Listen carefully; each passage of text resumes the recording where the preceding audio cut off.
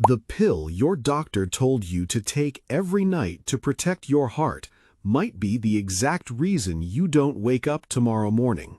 And I know that sounds like something you'd dismiss, but stay with me because what I'm about to show you is not an opinion. It's buried in clinical data that most physicians never had time to read in medical school, and the pharmaceutical industry has had zero incentive to advertise.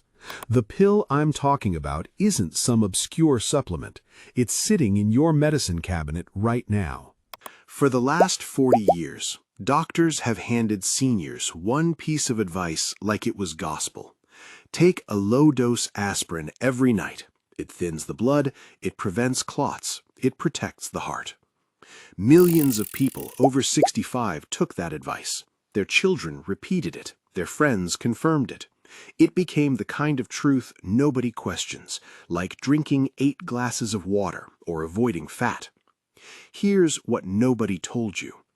In 2019, 3 of the largest clinical trials ever conducted on aspirin, ASPREE, ARRIVE, and ASCEND, published findings that shook the cardiology world. For healthy adults over 65 with no prior heart attack or stroke, daily aspirin did not reduce cardiovascular death, but it did do something else. It significantly increased the risk of major bleeding events, including hemorrhagic stroke. That is a stroke caused not by a clot, but by uncontrolled bleeding inside the brain. And after 65, your vessel walls are not what they were at 45. Your doctor may not have updated this conversation with you. That is not necessarily their fault. Guidelines moved slowly, but the science moved. And if your nightly aspirin habit has never been reevaluated, you are operating on 1980s medicine inside a 2024 body. Here's where it gets more specific and more alarming. The risk isn't just aspirin alone. It's aspirin combined with the other 2 things almost every senior over 65 is taking simultaneously. 1. A proton pump inhibitor, omeprazole, pantoprazole, lansoprazole. The acid reflux pill, taken because aspirin irritates the stomach lining, so the doctor adds a second pill to manage the side effects of the first. But what PPIs do quietly over years is deplete magnesium, and low magnesium is directly linked to arterial stiffness and irregular heart rhythm, both of which increase stroke risk independent of blood thinning. 2. A statin, atorvastatin, rosuvastatin, the cholesterol pill, now combined with a blood thinner and a PPI. 3 drugs that each alter how your blood flows, how your vessels behave, and how your cells absorb critical minerals. No single drug is necessarily the villain. The combination, taken nightly, on a schedule, without reevaluation, is what creates the silent accumulation nobody sees coming until someone finds a senior unresponsive in the morning. And here's the detail that should make you stop everything right now. Hemorrhagic strokes, the bleeding kind, do not announce themselves the same way ischemic strokes do. There is no sudden facial drooping, no slurred speech that builds slowly. In many cases, the senior simply does not wake up, or they wake confused, and the window to reverse damage closes before anyone understands what happened. The very stroke profile most likely to be caused by blood-thinning medication is also the stroke profile least likely to be caught in time. Let me give you the numbers, because this is where most videos stop at fear and never give you facts.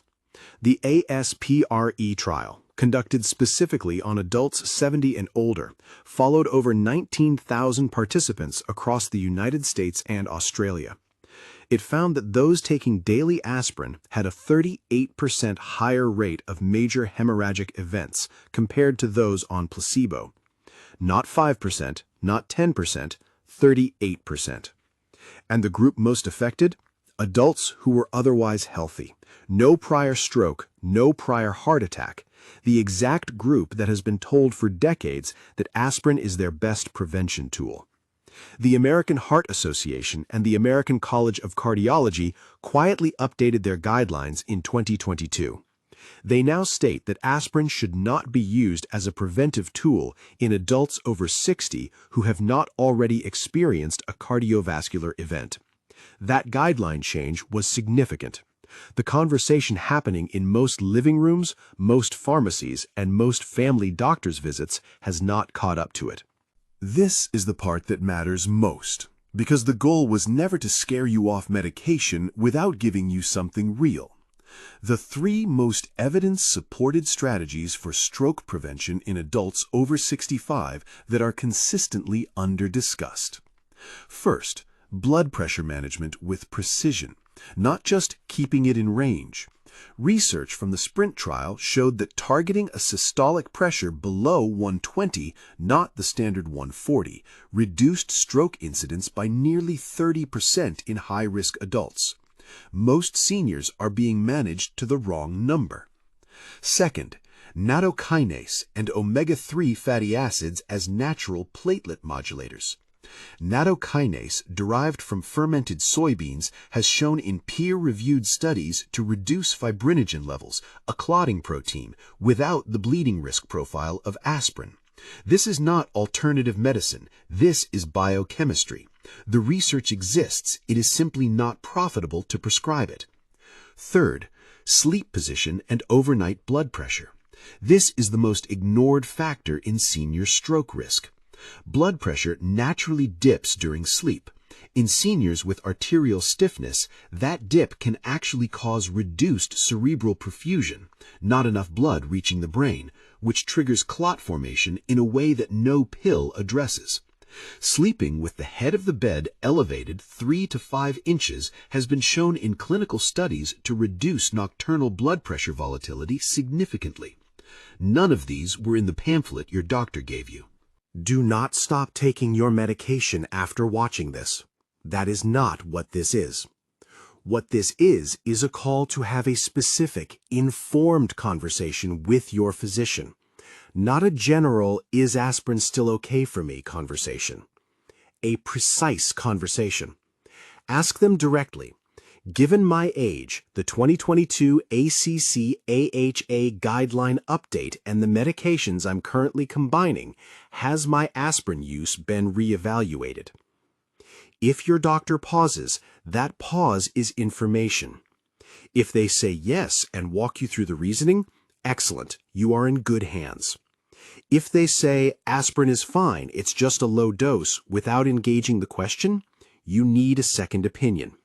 Not because they're a bad doctor, but because medicine moves and not every physician has time to track every updated guideline across every category. You are the only person in that equation with 100% motivation to stay current on your own health. The pill that was prescribed to protect you was prescribed by someone working from the best information available at the time.